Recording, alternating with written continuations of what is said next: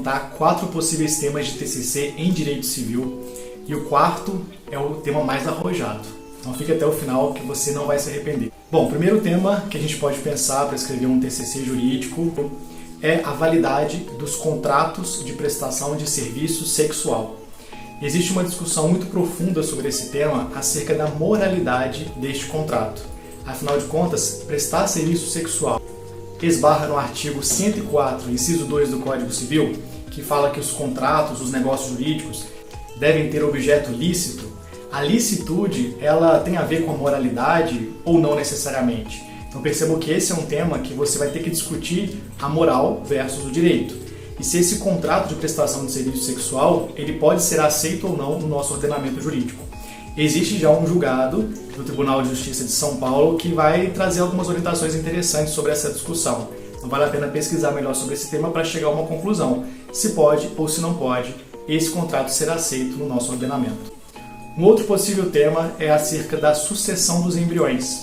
Bom, imagine a seguinte situação. Imagine que um determinado casal não queira ter filhos nesse momento, então eles usam de técnicas reprodutivas de forma que aquele embrião ele fica reservado, ele fica congelado para o momento futuro, ele ser implementado no útero.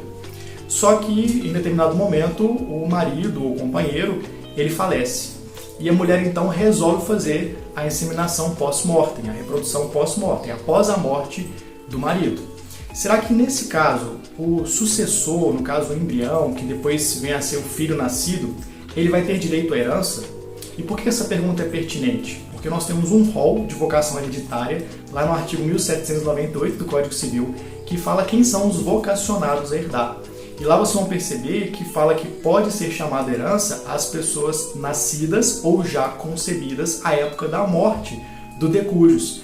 Então, uma vez que quando o decujus faleceu, aquele filho ainda era um embrião, será que ele pode ser chamado a herdar? E mesmo assim, se ele for chamado à herança, qual seria o prazo, em que aquela mãe, aquela mulher poderia implementar aquele embrião no seu útero a fim de que aquele filho fosse vir a nascer e depois ter acesso à herança? É uma discussão muito interessante. Se você está gostando desse vídeo, já curta aqui para que você possa deixar o seu joinha registrado. E se você não segue esse canal, já começa a seguir para você não perder os próximos vídeos, porque tem muita dica interessante, muita dica boa para escrever o seu TCC que você não pode perder. Um terceiro tema que eu quero sugerir para vocês aqui que estão procurando temas em direito civil é a exclusão do herdeiro nos casos de abandono afetivo. E como que essa discussão pode prosperar no TCC? Bom, nós sabemos que o Código Civil é muito taxativo quando se fala em excluir da herança alguém.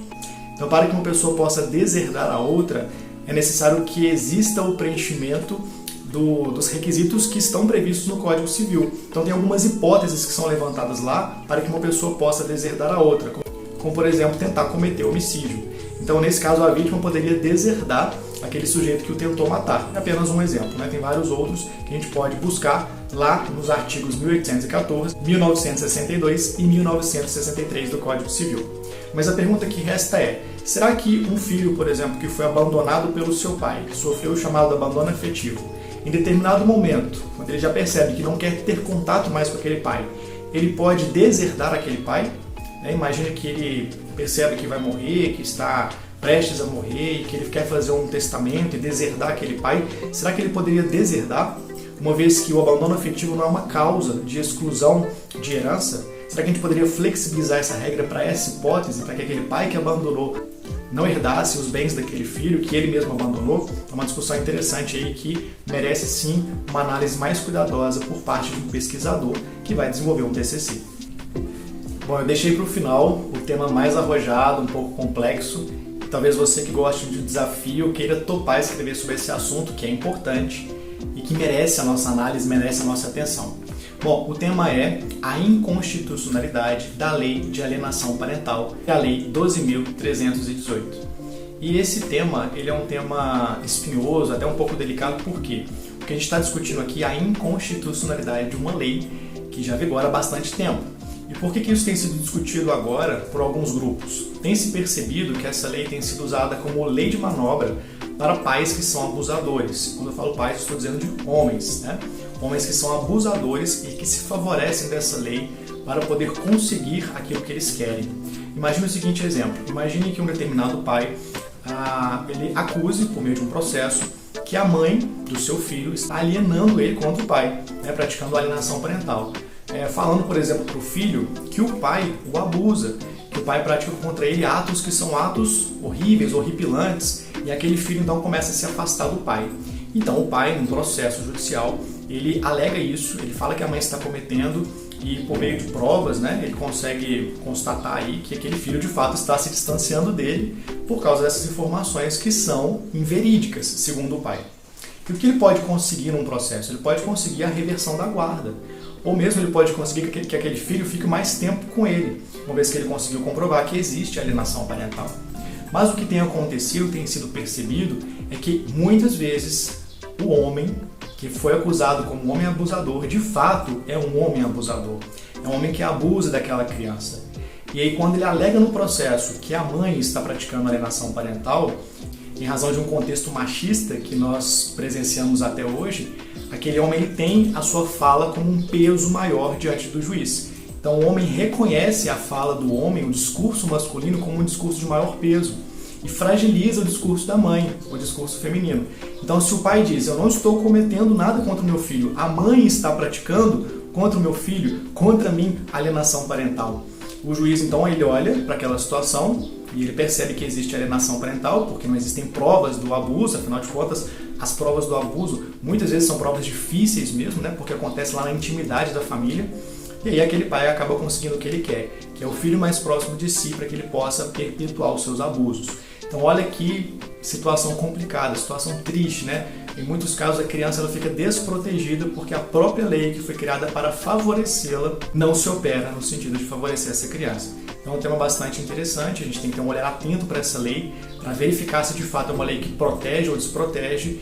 Por que não você fazer o seu TCC sobre isso, para trazer mais informações, mais lucidez sobre esse assunto. Bom, é isso. Comente aqui embaixo qual dos temas que você mais gostou, se você pretende escrever sobre um deles. Comente aqui para eu saber, de repente a gente pode conversar um pouco mais e aumentar esse debate, aumentar essa discussão. E até o próximo vídeo. Você está perdido em relação ao seu TCC, não sabe por onde começar, não sabe como estruturar os parágrafos, não sabe como pensar nos capítulos do seu TCC? Bom, eu tenho uma boa notícia para te dar. Eu desenvolvi um kit chamado TCC Jurídico Roteirizado e lá eu te entrego roteiros de escrita semi-prontos para você adaptar o seu tema de TCC.